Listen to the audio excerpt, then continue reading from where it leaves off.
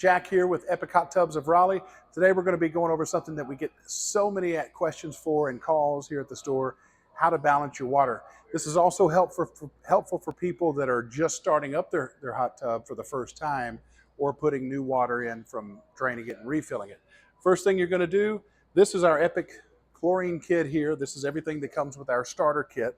So we're going to start with test strips, oxyblast, dichlor. We've got calcium balancer, pH up, pH down, alkalinity, staining scale.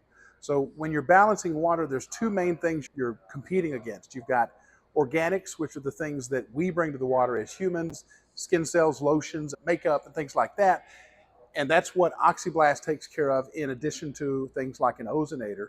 And then you've got bacteria in the water, which is where your dichlor or chlorine comes into play. And think of it as kind of a Lysol of sorts for water. Those two things are what addresses most of the issues, but they can't be effective unless you've got the alkalinity and the pH addressed first. So you want to make sure the water is in balance first, then address the other two things. So when you start up a spa, the first thing you want to do is put in a staining scale preventer here. This comes in your starter kit.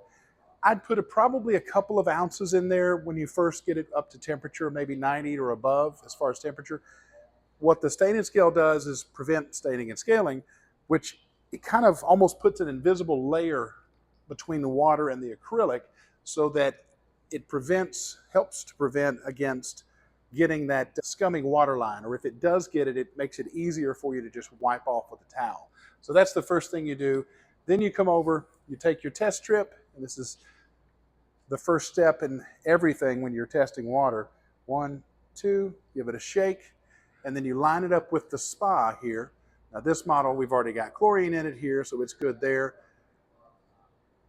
And you've already got the alkalinity in line, but what you do is you'd start with the test strip, and then you adjust as needed. So if the alkalinity was a little bit low, we would start with your alkalinity increaser here. And on the back of the bottle, it shows you if you need to increase it this amount, and your spa is this many gallons, you need to put this many teaspoons or whatever it may be in the spa. And the same way with pH. You've got pH up and pH down. These you'll check every week. There might be weeks you don't have to adjust it, and that's okay. The main thing you'll have to put in each week is the dichlor, because chlorine naturally dissipates over time, over a few days. Oxyblast, I personally recommend putting in a tablespoon per person every time you get out of the spa and run the jets for 10 minutes with the cover open, to pull out everything that you just brought into the water. But some people use it as infrequently as once a week. So kind of find what works for you there. But those are the basics of getting it started. If you have any questions, as always, you can call us here at Epic Hot Tubs. You can find us, of course, at epichottubs.com.